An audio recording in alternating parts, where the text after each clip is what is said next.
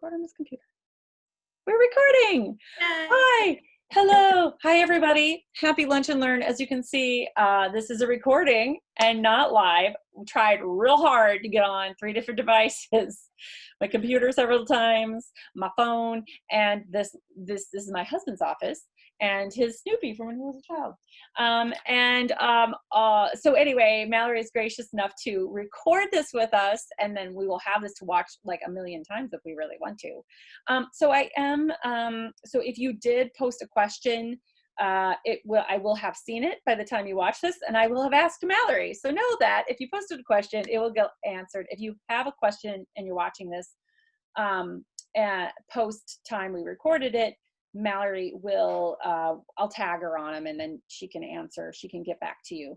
So without further ado, so we can get this going for everybody, I want to introduce my friend Mallory Gieson, formerly Mallory Carl, but she just got married not even a week ago, like a week and a half. Yeah. Oh, so sorry. A week and a half ago.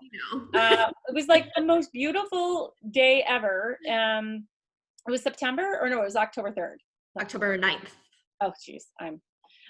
Yes, John Lennon's birthday. So awesome. So she is a bride. She's a newlywed. But she's also, full disclosure, and proud to say, she's also Christians in my financial planner. We're also in a networking group together, the fabulous Referral Exchange at BNI. You have met a lot of wonderful people from that group already.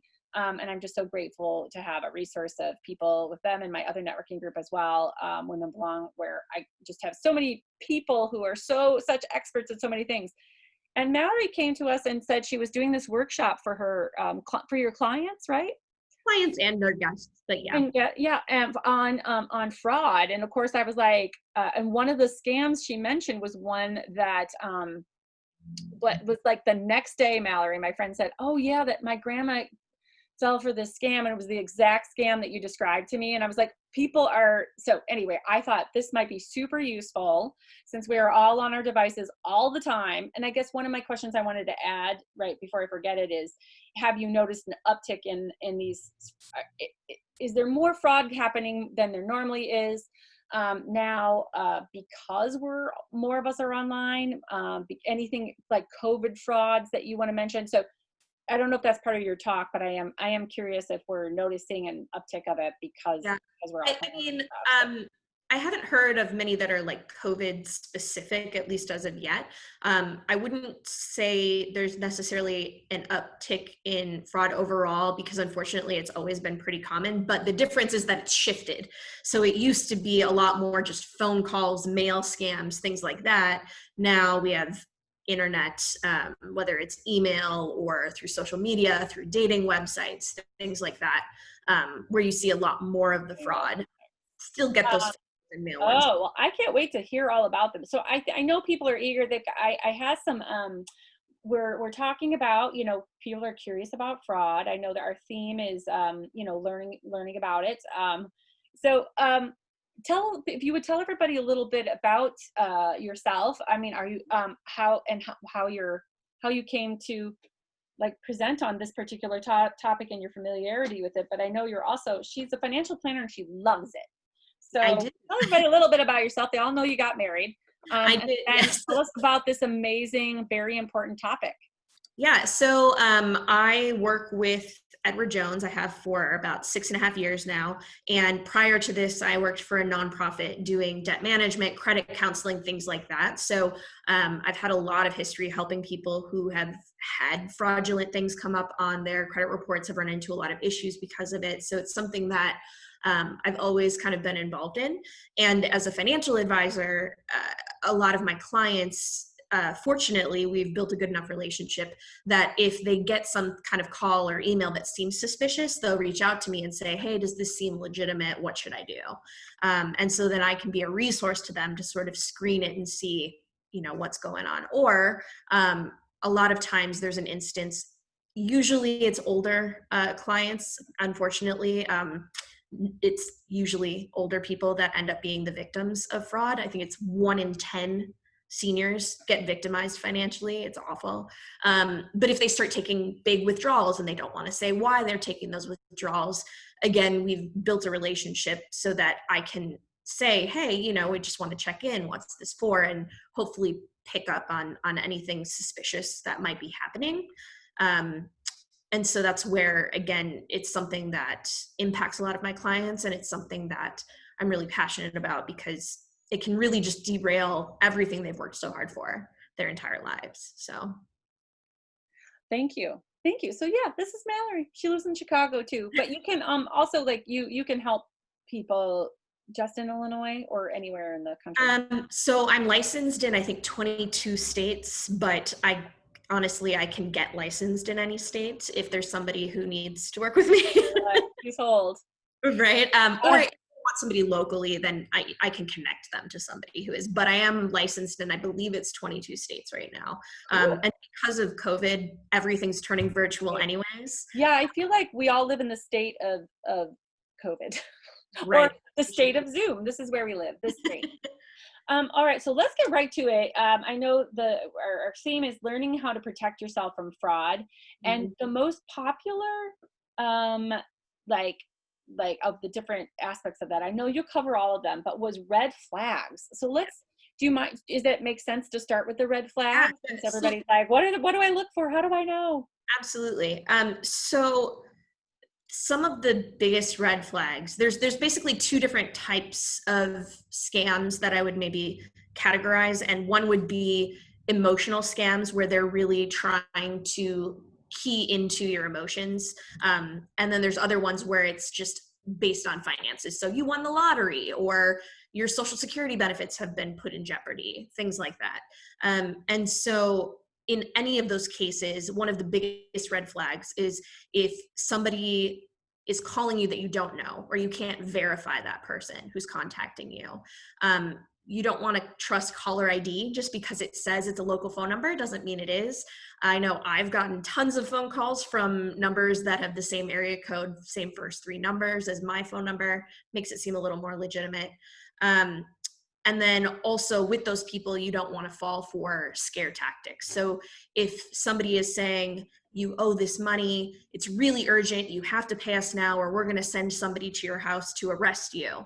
The biggest thing is to stay calm, hang up, and whoever they said they were, try calling that organization back. So for example, let's say the Social Security office calls and they're saying your social security number has been compromised. We need you to verify that information for us so we can continue your benefits. And especially for seniors, if that's their primary source of income, that's a very scary concept. But the key there is you never want to give your social security number if you don't know who you're giving it to. So in that scenario, what you want to do is hang up the phone, look up the number for your local social security office and call them to see if there's something going on. There's no reason they would ever have to verify your social security number. They have it. So that's a big red flag. But again, any situation where they're really trying to get that personal information from you, if it feels a little bit off, err on the side of caution, hang up, ask them what the best number to reach them back at is, do some research online really quickly, and just check that way. So the other big thing is if it's very immediate in nature. So we need to do this now or you're going to be in huge trouble. Probably not actually something that's that important, but again, that's a big red flag. And then another big one is if you're coached not to tell anybody about it. So you've won the lottery, but don't tell anybody because that could jeopardize your winnings. That's a big red flag. One of the big scams that's out there, I think the one that you were referencing earlier, is the grandparent scam is what it's called. So somebody gets a phone call from someone and says, hey, grandma, it's your favorite grandchild. And they wait for the grandparent to say their name. Yeah, it's Johnny. Just like you said. Oh, I'm in so much trouble. We went to Mexico. I got arrested. Oh, please don't tell mom and dad. I'm so ashamed, but I need this money wired to me. So there's that immediacy. There is trying to establish that trust of it's your trusted grandchild. And then also the please don't tell anybody because I'm so ashamed. Those are all big red flags. And then again, in that instance, what the best thing to do is hang up, call a family member. Hey, are they really in Mexico right now? And that can be a good way to verify it. So those are some of the big red flags. Another thing would be if you have statements that usually arrive every month and suddenly they're not arriving. If you get a check randomly, it says, here's $1,000 check, probably a little iffy. And so that's kind of the key is if anything's a little bit off, right? I mean, do you? Sorry, say that one more time. Do you cash it? No, because then somehow they can get access to your account information. So you don't want to do anything like that. There's so many red flags, unfortunately, and this is why so many people get scammed. Another big one is, again, if they say, you've won all this money, but before we can send you your winnings, you need to send us the money for the taxes. So you should never have to pay money to get money. And what they do is you send them that money for the taxes on your winnings, and then you never get any money back. And that's how they can scam out that way. So lots of different things to keep in mind. Sorry, I know I just kind of spit a ton of information out there, but No, I was making a note to myself because I was like, oh, I got to check later and see if I was scammed. I got a check in the mail. It was like $100 and some, but it was from, I thought it was, I overpaid a couple of my credit cards. And so I thought that's what it was. Well, and that's if you are expecting it, that's one thing. If it's suddenly, Wells Fargo is sending you $5,000 for no apparent reason, you probably want to research it before you would deposit. Yeah, it'd be, the tricky scam with like, ooh, $112. Maybe that would be a good one. Anyway, it's good to basically it's good to be really paranoid and suspicious of everything. Absolutely.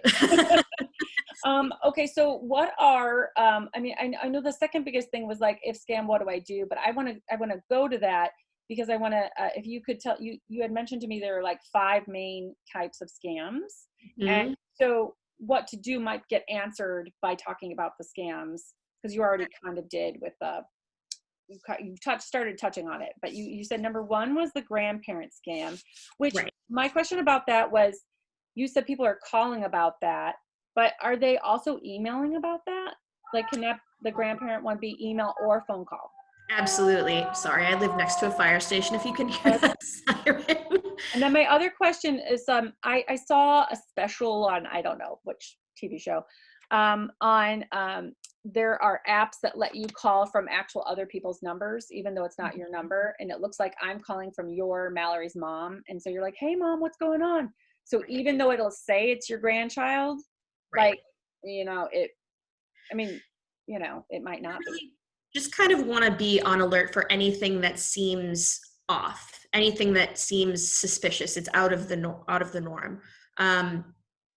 If you have any inkling of something just seems weird about this situation, a good kind of go-to is consult somebody that you trust. So it could be a family member, it could be a neighbor, it could be your financial advisor, just to say, if this is real, I really want to make sure I can help, but something seems a little bit off. Because scammers are coming up with new ways to take advantage of people every single day. What are the other 4 main ones that you got right now? So I don't know. There is the love interest scam. So now again, most of these, unfortunately, the targets are older individuals. They tend to be more susceptible to these scams. So a love interest scam could be, let's say somebody went on a dating site and they develop a relationship with somebody. They've never met them in person. Think like a catfish situation, I guess. And then suddenly that person that they had these really strong feelings for is saying, oh, I really want to come see you, but I can't afford this plane ticket. And they ask you to send the money to them for it. Things like that. And with that, one of the biggest things is verifying identity. So if you've only communicated over texting, messaging, or even just over the phone, that's still, you can't verify their identity. So trying to set up a video chat, getting a little more information about them so that you can verify who they are. Ideally meeting in person before you're giving any money and building that trust. But they really prey on building the relationship and the trust to get you to do what they want. And then again, in those situations, there's usually some element of, but please don't tell anybody about this, I'm so embarrassed. Things like that. So any kind of hiding of what's going on is usually a big red flag. So that's one. The Social Security scam is a very big one that I had mentioned before, where they say they're the Social Security office saying, if you don't call us back, if you don't send us your Social Security number, then you're not going to get your monthly check. Very, very scary for a lot of the Social Security. Yeah. Yeah. For a lot of seniors, that's 90% of their income. So the idea of that check not coming in, it's terrifying. So, I mean, again, the key there is that, first of all, the IRS is never, the IRS, the Social Security office and the IRS, they're not going to call you. They're going to send you a letter. So if you get a phone call from either of those departments, probably a scam. They're never going to call. They're going to send a letter. And then again, both of those organizations, they have your Social Security number. There's no reason ever that you should have to verify your Social Security number with one of those organizations. So that's a big one, again, and relying on scare tactics. So collections, so kind of along the same lines, somebody will call and say, you owe $5,000 for this outstanding credit card bill. If you don't pay us right now, we're going to send somebody over to your house to arrest you. We're going to take you to a debtor's prison, which, by the way, is not a thing. I've heard it many times, especially when I worked at the nonprofit. People terrified that somebody's going to show up at their house and take them to jail. It's from Scrooge, or I mean, it's from, not Scrooge.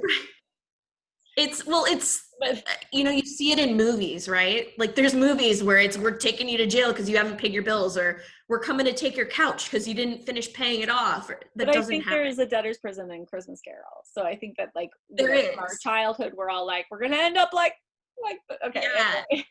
Okay. But it's not a real thing. Okay, so, and again, also when it comes to any sort of collections, even if you do have outstanding debts and somebody calls and says you owe us XYZ, if they were making it sound super immediate, it's never going to be super immediate. If it's a legitimate debt, it might be, hey, you have to take care of this soon, but there's no reason that if you don't pay right now, we are going to do X. So that's a big one too. And then again, the lottery one, you've won all this money, send us the taxes first. There's the really well-known Publishers Clearinghouse. That's a big one that people will still call in and say, hey, you've won through Publishers Clearinghouse. A good rule of thumb for any kind of lottery, you can't win a lottery you haven't entered. So. Well, what if you have entered it? So you still want to be cautious and kind of check what's going on before. And again, the big thing is you never have to send money to get money. So if they're asking you for some sort of money before they send you your winnings, that's a big red flag. So actually, funny story, after I did my my webinar based purely on this, my branch office administrator, Renee, right afterwards, she got a call from Publishers Clearinghouse. And I was like, you're kidding. That can't be true. And she said, I swear to God, that's what happened. Right after the presentation, I got the call. So it's like our phones are listening about what scams we want to catch. I know. They're looking for everything else. So, okay. Then we also had, that's great. Thank you. If scammed, what do I do? And how to, and then the last thing is like how to prevent scams and protect yourself. So if you find that you've been compromised, if you find that you've been scammed, the first thing that you want to do is close any compromised accounts. So if it's a bank account, a credit card account, an investment account, you want to contact that institution and get that account closed out. You also want to contact their fraud department to let them know what's going on as soon as possible. If there's any kind of documentation of what's happened, if you have the statement showing here's where it came out, or you have a letter from somebody that originated it, keep all of that documentation. You can file a police report if you're wanting to file some sort of charges if the person is found. Unfortunately, a lot of these scams, you're not really going to find the person, but the police report, again, just gets you that additional documentation. Once you've done all of that and you've gotten those fraudulent charges reversed, hopefully, you also want to make sure to get confirmation that they've been reversed. So something in writing saying this debt has been taken off of your account. We know it's not yours. The reason for that is that if they've reported it to the credit bureau, you want to have documentation to send to them in case it doesn't fall off the credit report. So Experian, Equifax, TransUnion, if this debt was reported to them and then the bank took it off, but they didn't report that update to the credit reports, having that documentation will allow you to dispute it and get it off of there pretty quickly. Okay. So, and then again, too, just talking to a financial advisor, if you're working with somebody, we have a fraud investigations team at Edward Jones that can help with those sorts of things too. And there's different resources for different types of scams, going to the Attorney General's office, things like that. But it's really just get those accounts closed and then, find out who it has to be reported to. So. Great. And then, okay, so that's what you do. And what are ways we can protect ourselves? Yeah. So, I mean, unfortunately, it's a lot of things that people hear all the time and kind of know, but we get lax in it when we get comfortable. Protecting your personal information. So if you get paper statements, if you get any kind of paper documents with financial information, personal information, shred it when you're done with it. Don't carry your social security card on you. That's a big one. You want to be cautious online. Have a good antivirus software. Don't use any obvious passwords. I know that's one that I myself have been guilty of because I never remember my password for anything. But my husband now, he works in tech, and he told me about a great app, LastPass is what it's called. And you can bank all of your passwords in it, but it has one master password. So all you have to do is remember that one, and then you can get in and see all of your other ones. The password for that master password is password, right? Correct. Right. 1, 2, 3, 4. No. Don't use that one, everybody. Right. So that's a big one. Protecting your credit information. So everybody has the right to access their credit report every 12 months. So there's 3 credit reporting bureaus, TransUnion, Equifax, Experian. You have the right to access each one of those once every 12 months. So sometimes people will pull theirs all 3 once a year. Sometimes they'll stagger it, do one every 4 months. The thing that you're looking for there is any suspicious activity. Are there any new accounts that have been opened? Are there any addresses on file in places you've never lived? Things like that can be good signals that somebody might have gotten your information. Right now, you can actually access your credit report for free once per week, and that's because of the CARES Act. So in response to coronavirus and COVID, they're making it accessible to people more frequently. So the place you can get that is annualcreditreport.com, not freecreditreport.com. That one's not actually free. They're going to ask you for a subscription charge. Now, you don't get the score for free. You just get the report, but that's where you can identify information. Oh, okay. So you get the report for free. And then 2, you can also put what's called a fraud alert on your credit reports. What that means is it's going to lock your credit so that nobody can apply for anything. If you did have to apply for a mortgage or a credit card, you would call the credit bureaus, unlock it for a set period of time, and then apply. So that can be a really great one. I can get the information on where to do that and post that in a group for you as well. Yeah, that's great. Place to go do that. It can be a bit of a pain when you want to apply, but I mean, some inconvenience to make sure your identity doesn't get stolen is worth it, in my opinion.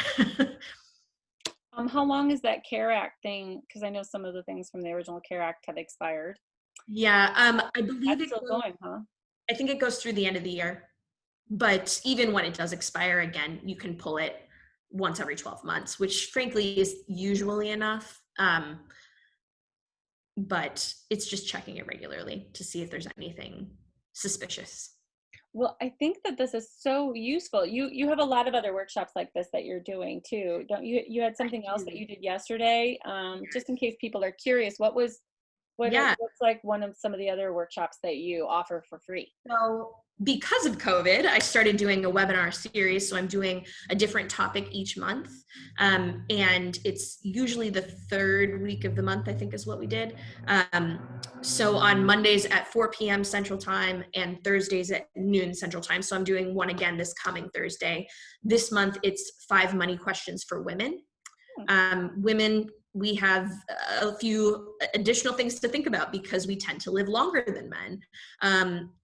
Exactly. Women, especially in the older generation, who maybe they never dealt with finances on their own. Their husband took care of it, and then their husband passes away, or they get divorced, and suddenly it's, what do I do? I don't know how to handle this. So there's lots of elements that need to be planned for as women, primarily the longevity piece. Mm-hmm.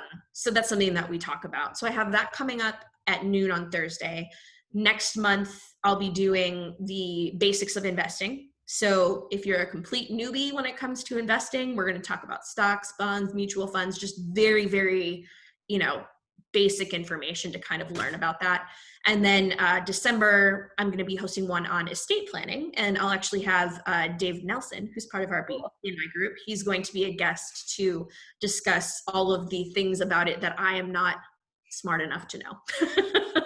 No, that you just didn't take the time to learn, I didn't want to go get my the law degree, Is there a link to that? Because if so, please, put it in the chat comments once I post this video.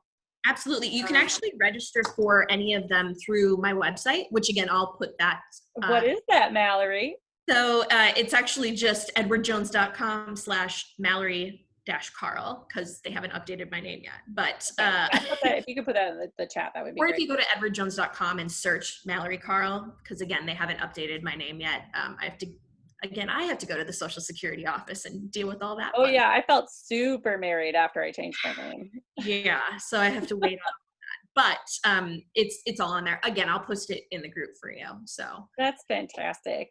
Yeah, so that same website, right? It's like if you're out there too and you're like, I would love to talk to Mallory more about whatever, or if you need a financial planner, reach out to Mallory and just see if maybe she's a fit for you. And anytime I talk to somebody, it's very just talking about what their goals are and seeing if there's a way that I can help, and then from there we can talk about do we want to move forward working together or not. And people don't have to be your clients or become your clients to be your workshops and stuff. Absolutely not. So check those out, everybody. Really educational. Cool. Well, congratulations on your wedding. Thank you. Mallory Carl / Gieson. And I keep wanting to say Gleason, but I'm like, no, Gieson. You have to deal with that now for the rest of your life. Yeah. But thank you so much, Mallory, and thank you for dealing with my technological challenges. I appreciate it. Not a problem. And stay safe. Yes, you too. That's my new accessory. You should have one that just says Mallory Carr or Mallory Gieson. All right, my friends, thank you so much for watching this video. Thank you, Mallory, so much for being my Lunch and Learn guest. You're the best. Thank you. All right, thank you. I'm going to stop the recording.